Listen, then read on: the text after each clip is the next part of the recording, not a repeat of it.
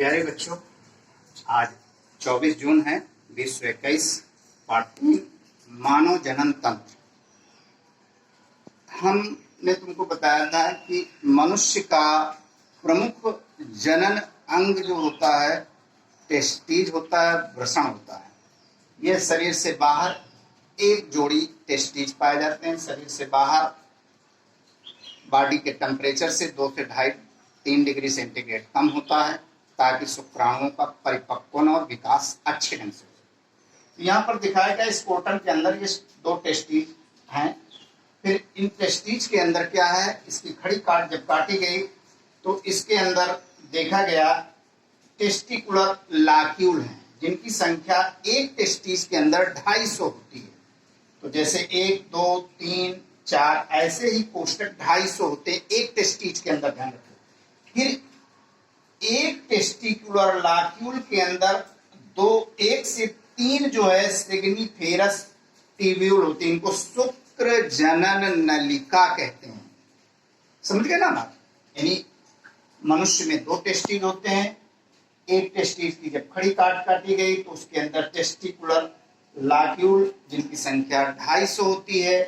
फिर एक टेस्टिकुलर लाक्यूल के अंदर शुक्र जनन नलिका यानी सेग्निफेरस ट्यूब्यूल्स की संख्या 2 से 3 होती है। किसी किसी में 1 भी होती है। अब इन्हीं शुक्र जनन नलिका के अंदर ही शुक्राणु का निर्माण होता है। ये देखिए, शुक्र जनन नलिका एक पाइप की तरह हमने दिखाया। अब इसके अंदर क्या है, इसको देखने के लिए इसकी अनुप्रस्थ काट काटनी पड़ती है। टीएस जो है अनुप्रस्थ काट काटनी पड़ती है। इस काट में हमने जब देखा तो इसके अंदर हमको प्रमुख रूप से 2 प्रकार की कोशिकाएं दिखाई गई। पहला है स्पर्मेटोगोनिया और दूसरा है सर्टोली की कोशिकाएं। स्पर्मेटोगोनिया ही आगे विकसित होकर के स्पर्म का निर्माण करती हैं। उनको प्रारंभ में पोषण की बहुत ज्यादा जरूरत होती है। विकास तेजी से होता है तो न्यूट्रिशन चाहिए। तो न्यूट्रिशन जो है पूर्ण करती हैं सर्टोली की कोशिकाएं। बहुत पूछा जाता है सर्टोली की कोशिकाएं। यहाँ पर देखिए लीडिंग सेल है। ये लीडिंग सेल जो है मेल हार्मोन स्रावित करती है, testosterone. Male hormone Leydig cell testosterone स्रावित, ठीक है ना। अब यहाँ पर दूसरे चित्र में देखेंगे शुक्र जनन नलिका के अंदर शुक्राणु का निर्माण कैसे होता है। ये शुक्र जनन नलिका के अंदर शुक्राणु का निर्माण कैसे होता है। तो यहाँ पर देखिए पहली कोशिका है डिप्लॉइड कोशिका है। गुणसूत्र 46 होते हैं, मनुष्य में मालूम है।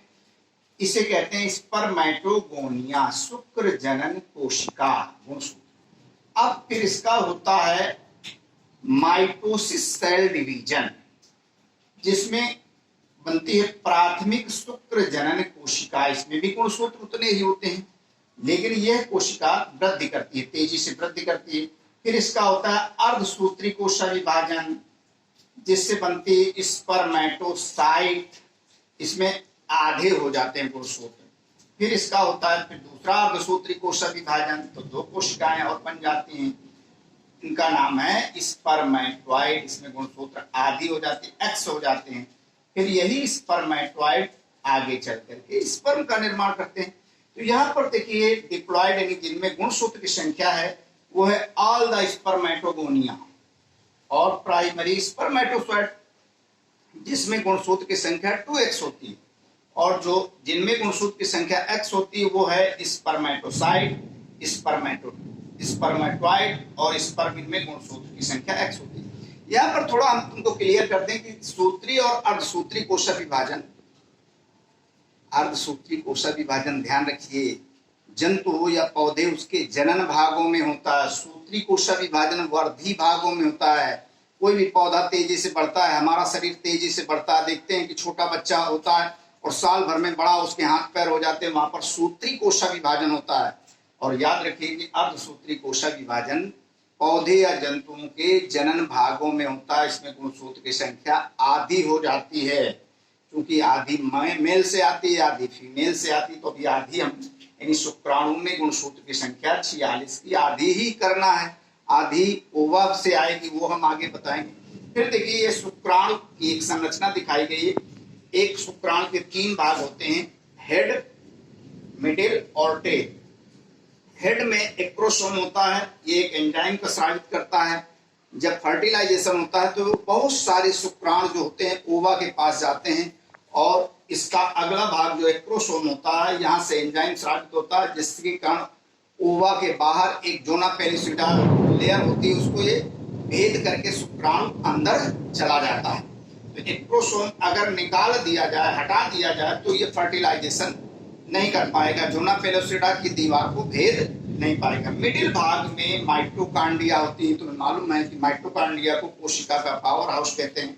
ये शुक्राणु गतिशील होते हैं, इनमें पूंछ होती है, पूंछ के माध्यम से तैरते हैं और तैरने के लिए, चलने के लिए, मूवमेंट करने के लिए, गति करने के लिए ऊर्जा की आवश्यकता होती है, जो कि इसके मिडिल पार्ट में 10 से 14 माइटोकांड्रिया होती हैं, जो इसको गतिशील बनाए रखती हैं, एनर्जी प्रोडक्ट करती हैं। इस प्रकार से ये मेल रिप्रोडक्टिव ऑर्गन्स के सारे भाग आपकी समझ में आ गए होंगे उम्मीद। फिर भी अगर कोई डाउट है तो आप हमसे मोबाइल के द्वारा संपर्क करके अपनी जिज्ञासा पूर्ण कर सकते हैं। धन्यवाद।